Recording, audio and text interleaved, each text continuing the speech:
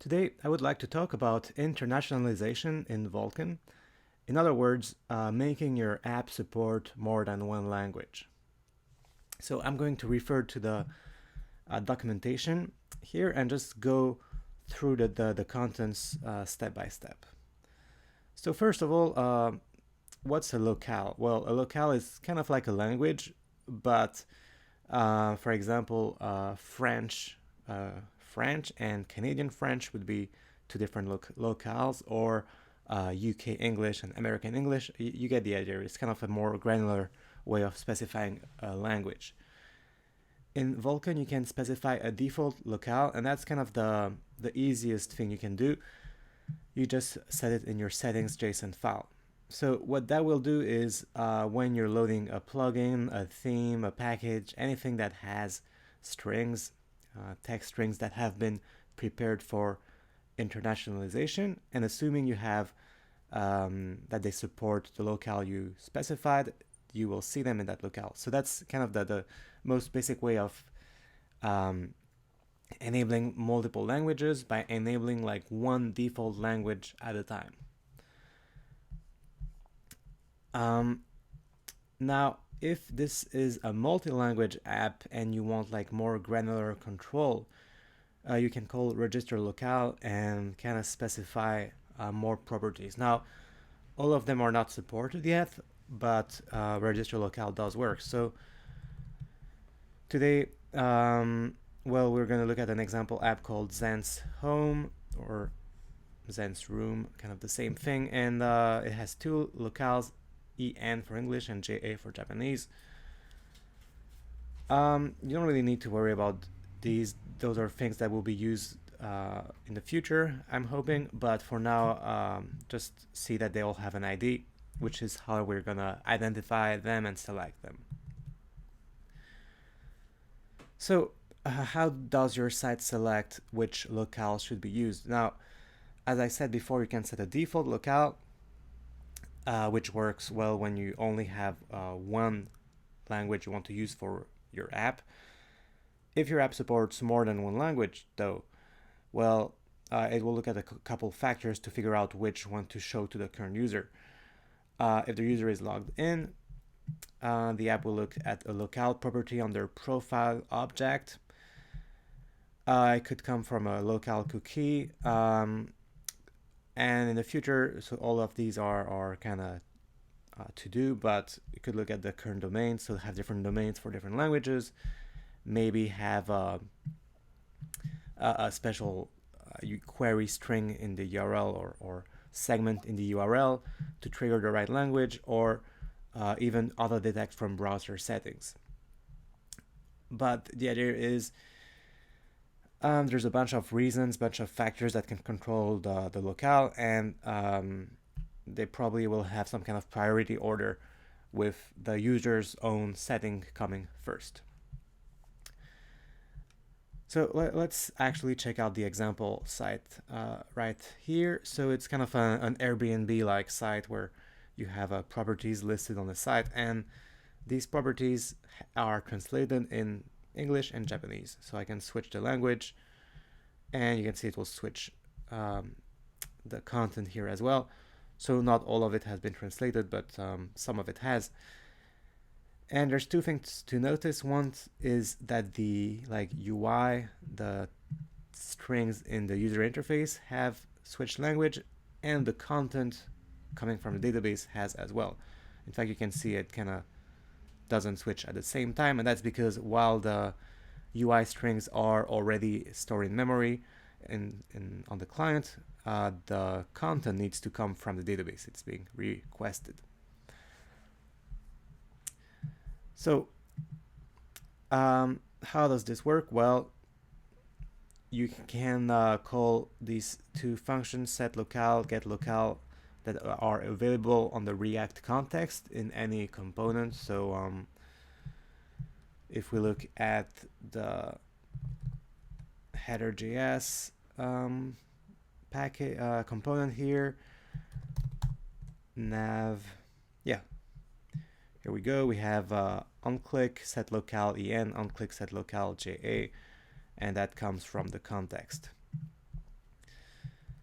So in the background, this will actually set the user.locale property we were talking about, as well as set the locale cookie, which isn't quite used on the server yet as I'm recording this, but it's something I'm working on. So that's how you set the locale. Well, how do you actually use it? How do you benefit from that? Well, again, there's two different patterns. One is for internationalizing static text strings for the UI, and there's also how you internationalize your actual database data, but that's another matter. So first, the user interface. Let's take a look at our file here. We have this big add strings block where we add all these, strings with an identifier and a string value, and then we do the same in Japanese right there. So as you can see, not all of them have been translated. And then how do we use that? Well, here's an example. We call the formatted message component imported from Meteor Vulkan i18n. We pass it an ID, and it will show the correct string in the correct language. So that's the basic way. There's actually another way, which is format message, available on the context.intl object, and that does the same thing as the formatted message component, but just as a function. So maybe you want to show a translated string in an alert or anywhere else that is not, strictly speaking, a React component. Well, you can use this. This API is actually copied or adapted from the React intl, whatever package. The reason we did this is because that package was pretty heavy, and I realized most people probably didn't need all of its features, so I decided to replicate it, but using a much lighter implementation. But the cool thing is, if you do need all these features, you can pretty easily swap out the Vulkan i18n package for React intl and kind of get all these features without having to rewrite any of your actual front-end code. Now, the more interesting or complex part is how you actually translate your database content. So in other words, the content that comes through your GraphQL API. So there's two aspects: how do you store the content, and how do you use it on your site? And how do you use it? That's actually super simple, because the whole point of GraphQL, right, is that your data layer is kind of independent from the way your data is stored, meaning that even if you internationalize your data in your database, even if you have multiple subfields, you can still resolve all of that as the same field on the client. So if you have title, and on the server you have title EN, title JA, title FR, or whatever, your API can still send back only title. And the huge advantage of this approach, obviously, is that if you are internationalizing an existing app, you don't need to rewrite any of your front-end code. You can just keep calling the same property names. You just need to kind of do some stuff on the back end, and it turns out Vulkan does all of it for you as well. So how is data stored? Well, if you had a title field, my awesome product, Vulkan is going to add a title underscore intl field, which contains an array of objects, each of which has a locale field and a value field. This, by the way, is based on the way MongoDB recommends storing language data in order to use text searches, text indexes, which is not something Vulkan uses currently, but I thought it would be good to at least support it and store the translations in a way that's compatible with this. Now you can also remove the original field, if you don't need it anymore. I personally think it's good to keep it just to preserve backwards compatibility. In my experience, there's often a transition period where you're like switching back and forth between like the internationalized and non-internationalized versions of the same app if you're working on a current project. So it's good to be able to do that and have like non-destructive database migrations. In fact, Vulkan also has a migration script, which all it will do is transform this, or rather add this title underscore intl field and copy this value over to here. So assuming your data is in the right shape, or maybe you don't have data yet, well, how do you benefit from internationalization? It's pretty simple. You just set a field type as this, get intl string. This will return the right schema type and tell Vulkan that this is an internationalized field. So I'm doing this right here, as you can see. So this again is the Airbnb-like property listing site. Properties have a name. They also have descriptions, and the description field, actually there's like a markdown field and an HTML field, both of which are available in all the languages we support. So they both have this get intl string type, and that's pretty much all you need to do. Based on that, like I said, Vulkan will create the description underscore intl field in your schema, and we'll assign it a couple properties. Like it will be an array which itself contains JavaScript objects, so that will get properly validated at the JavaScript schema level. This will also generate the proper GraphQL fields as with any other schema field. And actually we can test it right away with graphical. So let's pick this slug. Okay, so you can ignore this extensions thing. That's like just metadata on the query, but here we are requesting the name, which is standing home in central Tokyo, and then also in the name underscore intl field, which is that special translation field I was talking about. Now the cool thing is we can do this as well if we want to force a language. So you might imagine some use cases, maybe, or maybe even just for debugging, where you want to get the value of a specific translation. You can do that. And I don't think graphical lets us set headers, but if we did have the locale header, then name would default to that locale that we specified in the header. It wouldn't default to English.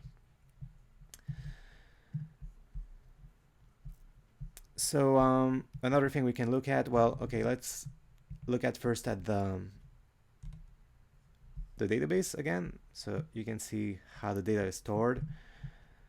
Another thing that's kind of cool to look at is the GraphQL schema, which we can access through the Meteor shell and then typing vulkan.get GraphQL schema. Let's look at the server logs. The schema is formatted a bit nicer here, so I'm just gonna scroll up to the schema for rooms. Sorry, there's a lot of stuff in there. Here we go. You can see name, which supports an argument, and name intl, which is an array of intl value objects. You can see here we have a custom directive, so that's actually kind of cool. Custom directives in GraphQL are kind of special markers you can add to your schema to trigger special actions.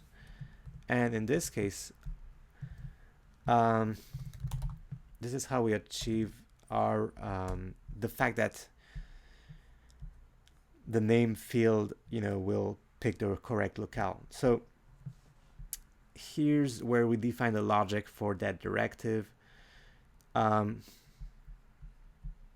So we are saying, well, okay, First, we are creating a INTL directive class that extends schema directive visitor, and we are saying it should trigger on the INTL, I guess, keyword, and then declaring that keyword.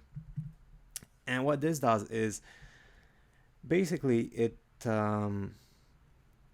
here's a INTL field, so it looks for a field of the same name plus underscore INTL in the document, and then it gets the locale either from the arguments, arguments being, you know,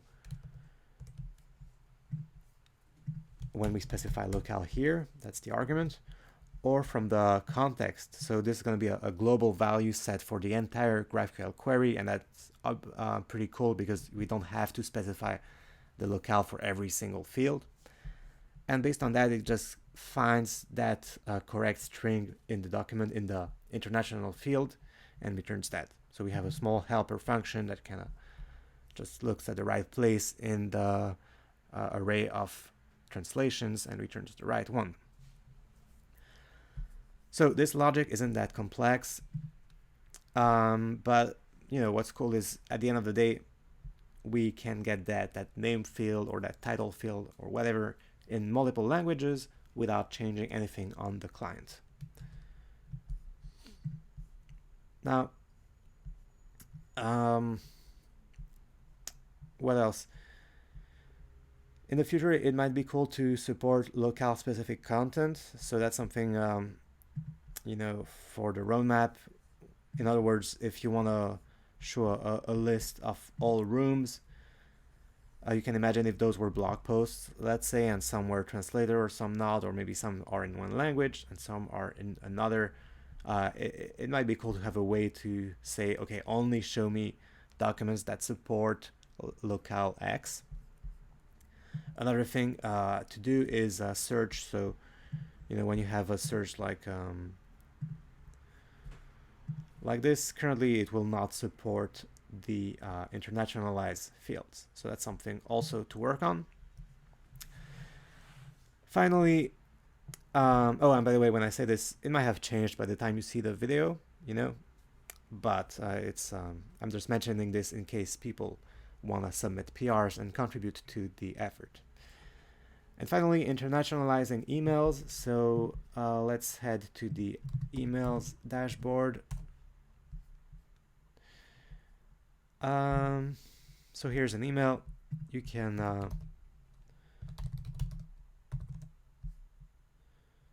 so okay, let me check because I might not have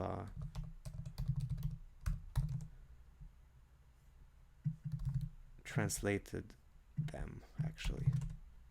Okay, so this one is. So pay attention to this line. You can see the JA disappears. So I'm switching between the English and Japanese version of the same email.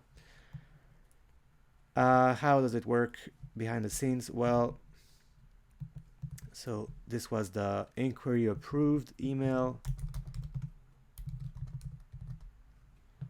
which I think is this one. And yeah, you can see I'm showing strings like this. So this is kind of a helper, a double underscore. And then because the strings have these special characters like dots, I kind of escape them like this, but this is how it works. And then this is how you preview the correct email. And when you actually send out the email, you need to also select the right language. So typically sending out an email is something that can be done, you know, in the callback or in a cron job. In other words, you might not have access to the context that will give you access to the locale like you would in a, you know, just when rendering normal React content, for example. So what you can do is access the user.locale. Let me see if I have an example of that here.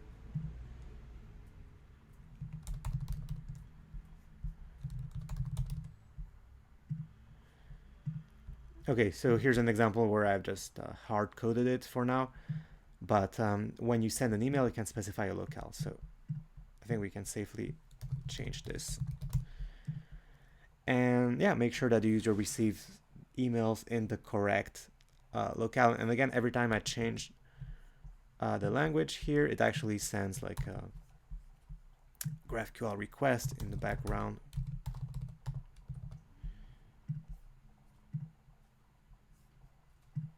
So you can see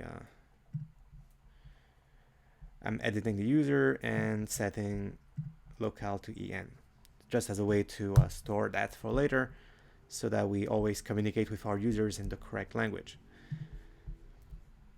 And that's about it for internationalization. So there's quite a few aspects: translating the UI, translating database content, API content, translating emails.